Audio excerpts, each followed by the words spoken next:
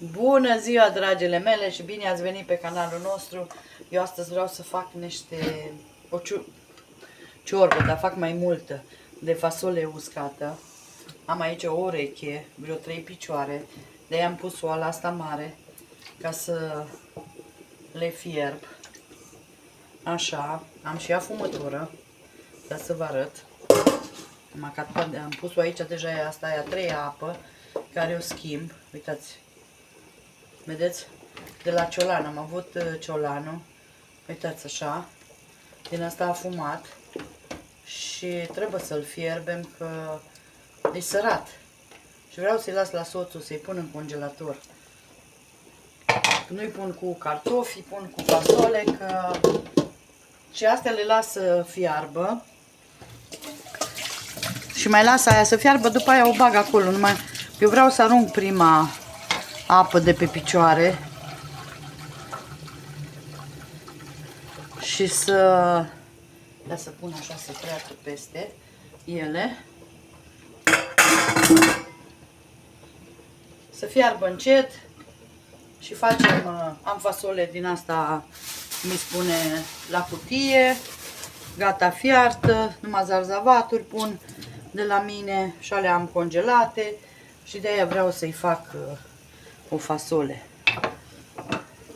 O să vă arăt eu. Vreau să-i pun în doze, să-i bag în congelator să aibă. M-am zis sâmbătă, duminica sau duminica, dacă e acasă, îi aduce prietena mea, dar nu pot să am pretenție și nu cât să aibă să mănânce. O să revin, o să vă arăt. Haideți, dragile mele, am băgat carnea aia fumată. Uitați, asta e grăsimea de pe astea. Picioarele, uitați, ori fiert, uite ce faine, ori fiert. Am băgat și carnea afumată. Și acum să-mi fac ceapa. Am 2 morcovi din ăștia, dar bag eu morcovi, legume din, cum îi spune, din congelator. M-am zis să-mi toc ceapa, usturoiul.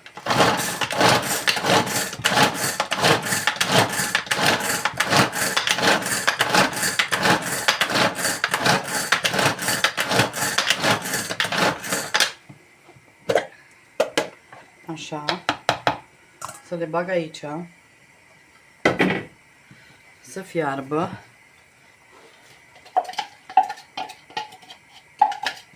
Și astea bag și din astea legume congelate. Și usturoiul mi-e place să-l bag de la început, că atunci parcă nu e așa de rău, că e băgat de la început.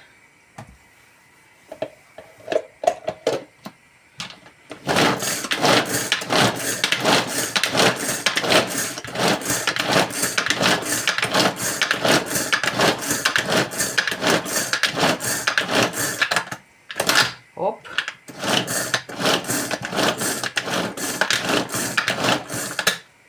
Așa. Și lăsăm să fiarbă. Eu am băgat sare numai puțin pe picioare la a doua apă. N-am băgat sare deloc, că am zis că să nu iasă cumva sarea din aia chit, că le-am fiert în 3 ape și le-am mai lăsat după ce o fiert în apă să stea până acum. Hai să-mi aduc zarzavaturile.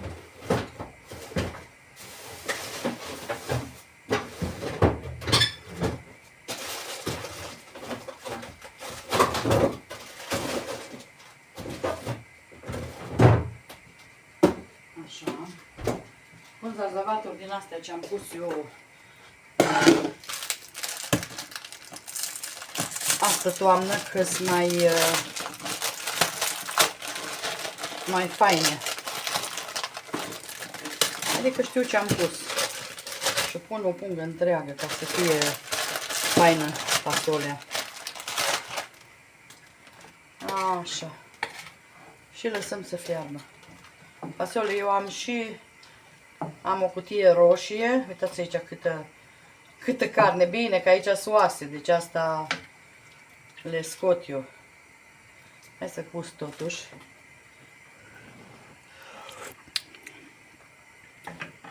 Pot să bag un cup de legume, că nu-i sărată. Mă gândeam că poate e sărată, dar nu-i sărată.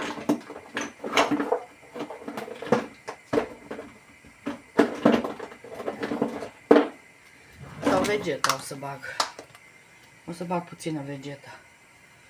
Așa că și asta e de legume.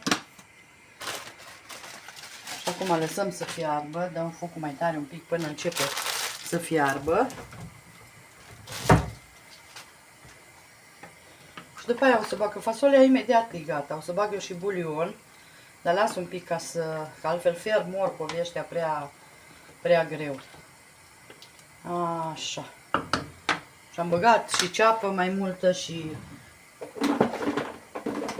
găina-i mare, oala și o să bag eu și mărar aici și cimbru o să bag. Am cimbru crenguț o să bag. Dar aia numai când bag fasolea. Fasolea am o doză din asta mare și am și o din asta roșie bag. Acum eu le strecor ca să de apa asta. Să faceți așa combinată cu asta roșie să vedeți ce bun iasă. Asta e mare, e faină, uitați ce cărnoasă e. Asta e mai măruntă. Da, nu contează. Și astea e fierte, deci nu trebuie să... Și nici nu trebuie să le clătesc, că nu sacre. Odată am cumpărat de aici, de la noi, din România, și a fost așa acru. Și ajunge atâta fasole, că nu se iasă multă cât am acolo. Vreo 9 litri de apă. Dar sunt multe oase, deci nu e apă multă, că sunt multe oase. Și eu o să îi dezosez. O să scot oasele, las numai așa care sunt mai micuțe, așa cu carne. Restul le dezosez și așa îi bag în doză. Da, bun, las să fiarbă și după aia o să vă arăt eu. Da, haideți, dragile mele, că legumele ori fiert, să băgăm fasolea.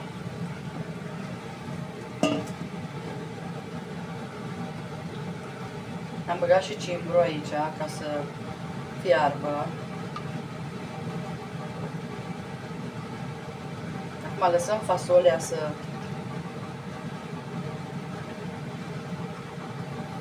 se îmbune, să se unească gusturile.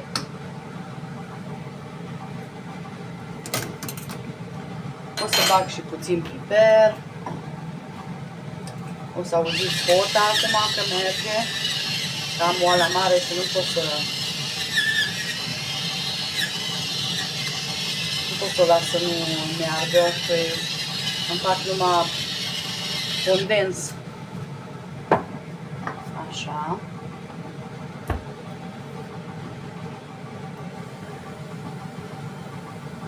Eu o să vreau să gust de sare. Dacă mai trebuie usturoi, o să bag din ăla pudră.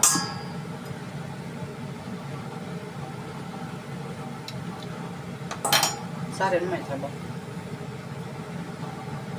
Sare nu mai trebuie. Acum numai să fiarbă și după aia las să zic cam un sfert de oră să fiarbă un leuștean și așa încet gătăm ciorba. Hai, prieteni, să vă arăt. Eu nu fac prăjală, dar pun o lingură de făină. Fac ca un fel de rântaș. Deci eu nu fac prăjală. De-aia pun bulion, fac tot fiert.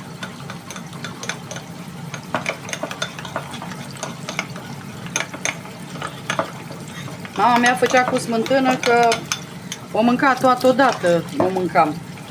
Dar eu nu, eu fac cu apă și cu făină, cu un fel de rântaș, așa, și îl pun peste ca să fie un pic cât de cât grosuță. Bine, ea oricum se gelatinește de la carne. Așa, și acum bag aici. Și asta e. Și când fac iahnie, tot așa fac, și când fac ciorbă, tot așa fac. Ca să fie un pic mai grosuță. Lăsăm să fiarbă. După aia o las eu să răcească un pic, dar nu de tot, că ea se va slăi, dar eu scot carnea afară ca să o fac bucăți și să o pun în unde o pun în congelator. Numai vreau să o pun așa mai călduță, chiar dacă se slăiește, să se slăiască acolo, să nu mai trebuiască să o încălzesc și de aia vreau să... Acum mai gustăm pentru ultima dată dacă mai trebuie ceva.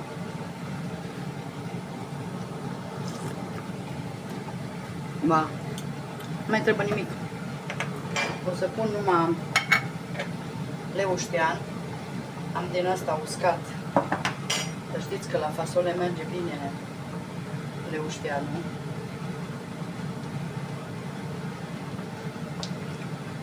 Adică eu așa îmi place, mărar, leuștean. Și lăsăm acum să fiarbă, fasolea e fiartă. Să fiarbă numai făina ce am pus-o. Deci e fain, eu fiert picioarele. Na, și eu astea le scot oasele mari. Nu le bag. Și asta, uitați ce fain.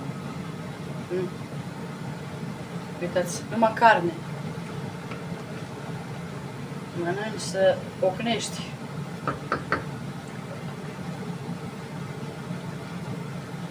Așa pun mult că e mare oala. Am aici așa, să zic, ciorbă, dacă rămâne vreo 6 litri, dar că-s oasele astea.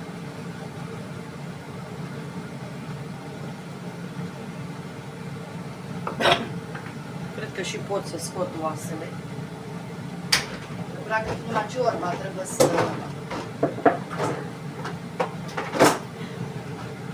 să fiarbă. Oasele să fierte. Mai ales urechea o fierde numai.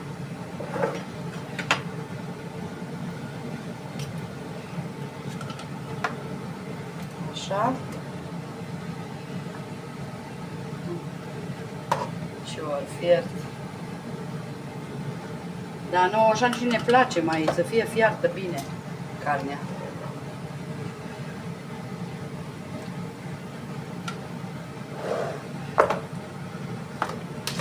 Și numai bine să mai liniștește.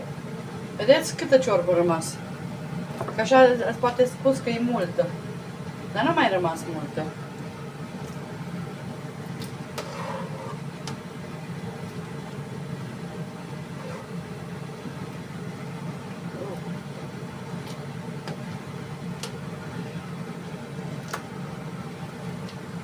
Așa. Și acum vedem dacă mai avem carne pe aici. Scos-o toată.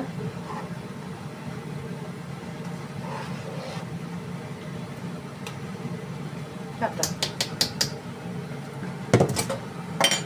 Și asta e carnea care eu o las să se liniștească puțin. Și după aia mă aduc doze, exact ca la răcituri.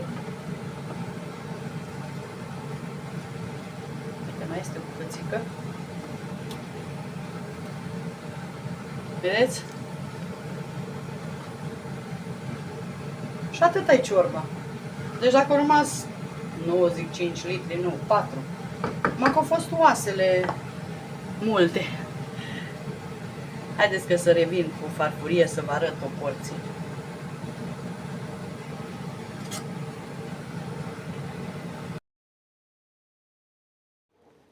Și uitați, dragile mele, am pus în doze, am mai lăsat într-o oală cam vreun litru jumate, cam așa să zic, ca să aibă o dată de 2 ori să-și încălzească. Uitați ce bine arată. Vedeți? Cu carne, unghii de porc, carne din asta. Super, super fain arată. Pece, că asta e numai pece din aia de... Uite și aici. Am pus la fiecare să aibă, și în asta mare, asta mâncă de vreo 2-3 ori. M-am lăsat osul mare ca să mai să aici urechea, să mai bucură și Maia de oase. Ghiuveta e plină de vase, să mă pun să le spăl. Asta e rezultatul final, am vrut numai să vă arăt cum arată. A ieșit minunată. Noi vă mulțumim și o zi minunată vă dorim. Bye, bye!